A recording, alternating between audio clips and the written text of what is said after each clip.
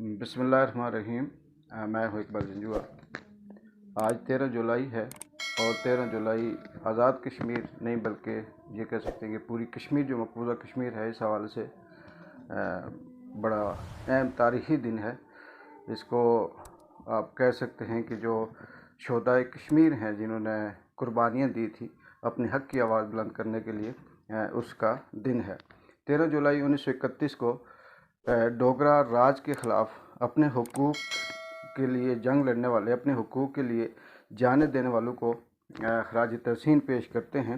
ये वो अजीम कश्मीरी सबूत हैं जिनकी लाजवाल कुर्बानियों की वजह से डोगरा राज को शिकस्त भी हुई और वो डोगरा राज के ख़िलाफ़ आज तक आवाज़ बुलंद है।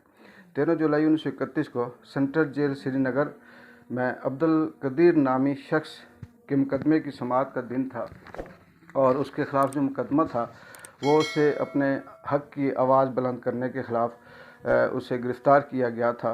वो भी अपने कश्मीरी जो थे, अपने हुकूक़ की जंग लड़ रहे थे, उनकी आवाज़ बुलंद कर रहा था।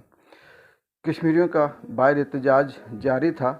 बेकाबू हजूम देख कर जो डोगरा हुकूमत थी वो हवास बाख्ता हो गई। उसे समझ नहीं आ रही थी कि इतना बड़ा हजूम, इसको कैसे कंट्रोल किया जाए।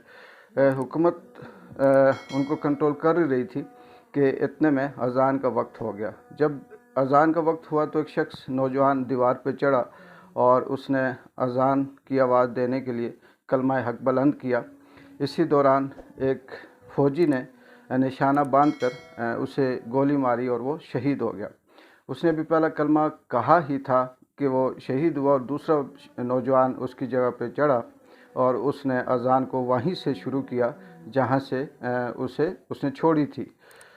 उसको भी शहीद कर दिया गया।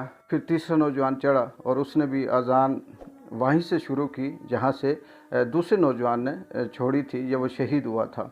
करते करते 22 नौजवान, 22 बुज़ुर्ग लोग शहीद हुए और अज़ान मुकम्मल हुई। जब 22 लोग अज़ान मुकम्मल करके इन्होंने छोड़ा और अपनी जानों का नजराना पेश करते रहे। ये जो 22 लोग थे, इसमें 17 साल से लेकर 75 साल तक के बुज़ुर्ग शामिल थे।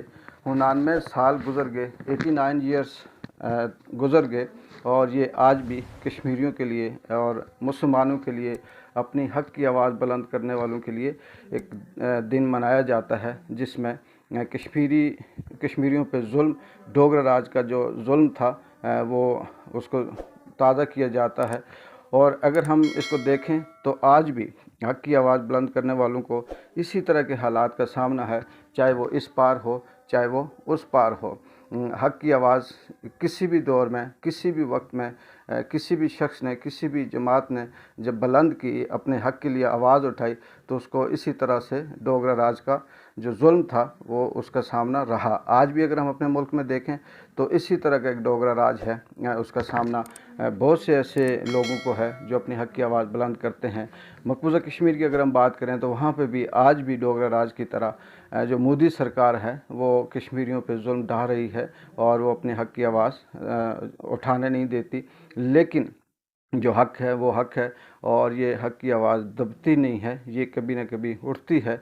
और मुझे उम्मीद है कि चाहे वो उस पार हो या इस पार हो, ये जो डोगरा राज है ये ख़त्म होगा और हक़ की आवाज़ बुलंद करने वालों को का सर बुलंद हो, फ़ख्र से बुलंद होगा और ये कामयाबी से सुरखरू होंगे। इजाज़त दीजिए। अल्लाह हाफ़िज़।